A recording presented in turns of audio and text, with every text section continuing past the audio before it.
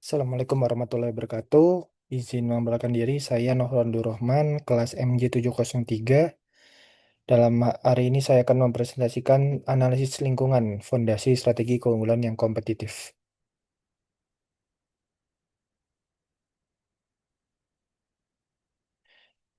Mana dalam hal ini untuk memahami lingkungan internal dan eksternal organisasi sebagai landasan formulasi strategi yang efektif untuk menciptakan keunggulan kompetitif yang berkelanjutan di era persaingan global. Nah, mengapa analisis lingkungan ini penting? Jadi, lingkungan bisnis modern ditandai dengan adanya kompleksitas, ketidakpastian, perubahan yang berlangsung sangat cepat. Mana organisasi yang mampu memahami dan merespon dinamika lingkungan ini yang secara cepat dan akan memiliki keunggulan yang signifikan dibandingkan dengan pesaing yang bergerak tanpa arah strategi yang jelas. Alasan yang pertama, agar adaptasi terhadap kompleksitas. Kemudian seni merumuskan keputusan ya, strategis untuk suatu perusahaan. Dan yang terakhir untuk mencegah kehilangan arah strategi. Karena kan banyak organisasi besar yang bangkrut bukan karena kekurangan modal, melainkan karena gagal membaca perubahan lingkungan dan beradaptasi secara tepat waktu. Lingkungan internal ini mencakup semua faktor yang berada dalam kendali langsung organisasi. Pemahaman mendalam terhadap lingkungan internal memungkinkan perusahaan mengidentifikasi kekuatan yang dapat dimaksimalkan dan kelemahan yang perlu diperbaiki untuk mendukung strategi kompetitif. Yang mana faktor internal kunci ini ada sumber daya finansial dan modal, kapasitas produksi dan teknologi, kualitas SDM dan kepemimpinan, budaya organisasi dan nilai-nilai, sistem informasi dan teknologi digital, reputasi dan merek perusahaan, struktur organisasi dan tata kelola, dan yang terakhir kapasitas inovasi dan R&D. Nah, jadi terhadap analisis rantai nilai atau value chain. Konsep ini dikembangkan oleh Michael Porter untuk membagi aktivitas organisasi menjadi aktivitas utama dan aktivitas pendukung. Dan terdapat tiga pilar esensi perusahaan, yaitu sumber daya manusia, yang mana kompetensi, motivasi, dan budaya kerja yang kuat untuk jadi tulang punggung inovasi dan eksekusi strategi, kapasitas produksi terkait efisiensi operasional, kualitas produk, dan fleksibilitas manufaktur, dan yang terakhir, riset dan pengembangan. Investasi dalam R&D menciptakan inovasi produk dan proses yang menjadi sumber keunggulan jangka panjang. Di sini kita akan membedah lingkungan eksternal yang mana faktor eksternal ini di luar kendali organisasi. Dalam hal ini seperti politik dan legal, seperti kebijakan pemerintah, regulasi industri, dan stabilitas politik. Kemudian ada ekonomi, yang mana kondisi makro seperti adanya inflasi, suku bunga, dan nilai tukar, dan pertumbuhan GDP mempengaruhi daya beli konsumen. Kemudian seperti sosial budaya terkait perubahan demografi, nilai-nilai sosial, dan gaya hidup masyarakat. Teknologi tentang inovasi digital, otomatisasi, dan kecerdasan buatan atau AI menciptakan peluang efisiensi sekaligus ancaman bagi model bisnis tradisional yang tidak beradaptasi, dan juga yang terakhir terkait lingkungan. Itu terkait isu keberlanjutan, perubahan iklim, dan regulasi lingkungan semakin mempengaruhi strategi bisnis.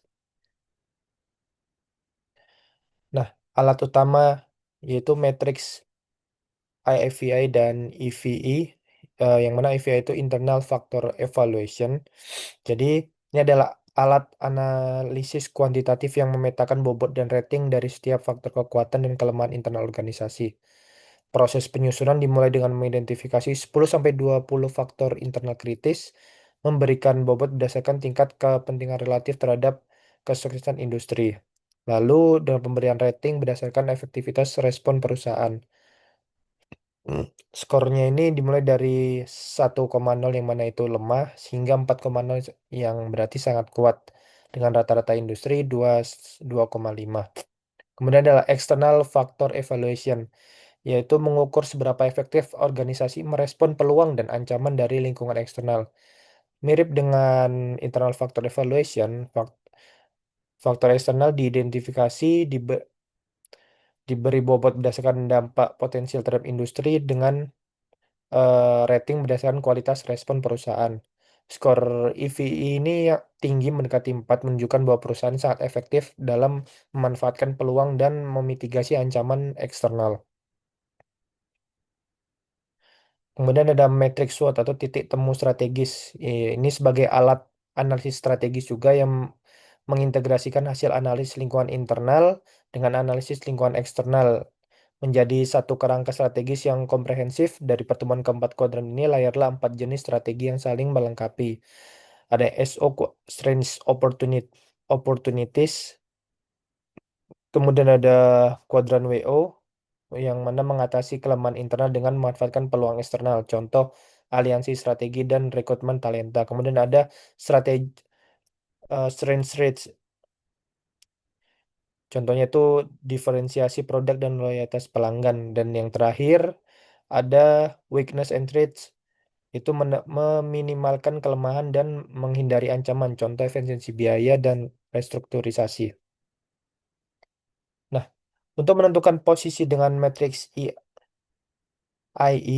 yaitu matriks internal eksternal, ada yang mana hal ini alat analisis strategis memetakan posisi organisasi dalam 9 kuadran berdasarkan kombinasi skor IVE atau sumbu X dan skor EVE untuk sumbu Y. Nah, matriks ini memberikan panduan konkret tentang strategi korporat yang paling tepat untuk diterapkan. Hmm. Yang mana terbagi menjadi tiga zona strategi utama, yaitu tumbuh dan bangun di kuadran 1, 2, 4, jaga dan pertahankan di kuadran 3, 4, dan 7, dan juga panen dan atau divestasi di kuadran 6, 6, 8, dan 9. Keunggulan kompetitif berkelanjutan. Jadi keunggulan kompetitif ini bukan sekedar tentang bertahan dalam persaingan, namun melainkan tentang menjadi pilihan utama pelanggan secara konsisten. Yang mana untuk menciptakan keunggulan yang berkelanjutan, sumber daya dan kapabilitas organisasi harus memenuhi kriteria VRIN atau valuable, rare, inimitable, dan non-substitutable. Yang mana valuable ini bernilai, yang artinya bernilai, jadi sumber daya ini harus memberikan nilai nyata bagi pelanggan dan membantu perusahaan memanfaatkan peluang dan menetralisir ancaman. Kemudian ada rare atau langka. Sumber daya yang dimiliki hanya oleh sedikit pesaing dan belum dimiliki pesaing sama sekali. Kemudian ada inimitable yaitu sulit ditiru. Jadi sumber daya ini tidak mudah disalin oleh pesaing, baik karena kompleksitas, historis, ambiguitas kasual. Dan yang terakhir, tidak dapat disubstitusi atau non-substitutable. Jadi tidak ada sumber daya atau kapabilitas alternatif yang dapat memberikan manfaat yang serupa. Kemudian ada kasus nyata itu transformasi berbagai analisis. Jadi pelajaran dari kegagalan banyak perusahaan besar yang bangkrut bukan karena kekurangan modal atau teknologi, melainkan karena mengabaikan perubahan lingkungan. Kodak gagal membaca disrupsi fotografi digital, Blockbuster mengabaikan tren streaming, dan Nokia terlambat merespon revolusi smartphone. Dengan pola kegagalan umum, yaitu hanya mengandalkan kesuksesan masa lalu yang tidak bisa move on, mengabaikan sinyal perubahan besar, pasar, struktur organisasi yang kaku, dan kegagalan investasi dalam inovasi. Kemudian ada kisah sukses transformasi. Jadi ada perusahaan yang berhasil melakukan pivot strategi berbasis analisis lingkungan menunjukkan pola yang berbeda. Mereka yang aktif memindai lingkungan eksternal, menginvestasikan sumber daya dalam R&D, dan berani mengubah model bisnis sebelum dipaksa oleh keadaan. Contoh yaitu ada Netflix beralih dari DVD by mail ke streaming. Ada Microsoft bertransformasi dari software licensing ke cloud computing, dan Fujifilm berhasil diversifikasi ke bidang kesehatan dan kosmetik setelah pasar film fotografi ini menyusut. Terhadap ada beberapa faktor kesuksesan, yaitu analisis lingkungan yang sistematis dan berkelanjutan, keberanian melakukan pivot strategi berbasis data, pengembangan wilayah pasar segmen baru, dan investasi konsisten dalam kapabilitas inti baru. Langkah strategis Anda harus dimulai hari ini. Yang pertama, bangun tim analisis lingkungan. Untuk memformasikan tim lintas fungsi yang bertanggung jawab memantau dan menganalisis perkembangan lingkungan internal dan eksternal secara berkala. Kemudian mengimplementasikan matriks IVE dan EVE dengan yaitu dengan memulai mengidentifikasi faktor-faktor kritis internal dan eksternal organisasi. Setelah mengimplementasikan, susun matriks SWOT dan IE. Kemudian yang keempat, integrasikan dengan rencana strategis, yaitu terjemahkan hasil analisis menjadi tujuan strategis, inisiatif konkret, dan indikator kinerja utama atau KPI yang terukur. Dan terakhir, evaluasi dan perbarui secara berkala. Jadi untuk melakukan review dan pembaruan analisis lingkungan minimal setiap kuartal. Kesimpulannya, keunggulan kompetitif ini tidak dibangun dalam semalam, tapi dimulai dari pemahaman mendalam tentang lingkungan organisasi. Jadikan data sebagai kompas, analisis sebagai peta, dan strategi sebagai kendaraan yang meraih posisi unggul yang berkelanjutan di pasar. Terima kasih. Demikian presentasi saya. Wassalamualaikum warahmatullahi wabarakatuh.